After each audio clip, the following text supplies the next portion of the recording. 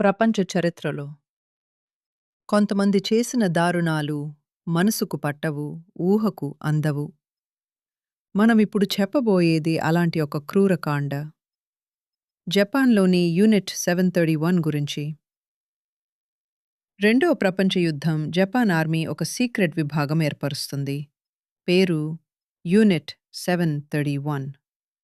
బయటికి చూస్తే ఇది ఒక మెడికల్ రీసెర్చ్ సెంటర్, కానీ లోపల మాత్రం మానవత్వం చావబడ్డ స్థలం.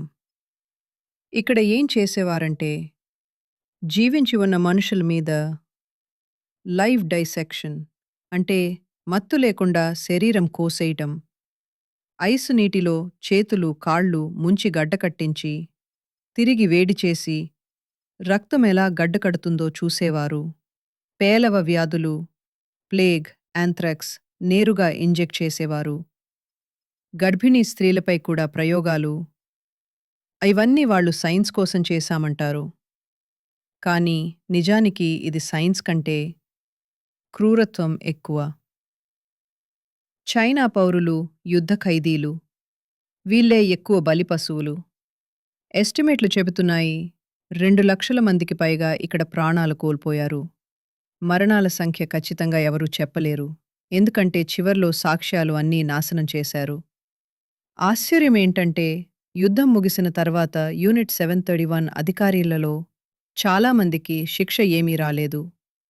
ఎందుకంటే అమెరికా వాళ్ళ దగ్గర ఉన్న రీసెర్చ్ డేటా కోసం వారిని రక్షించారు.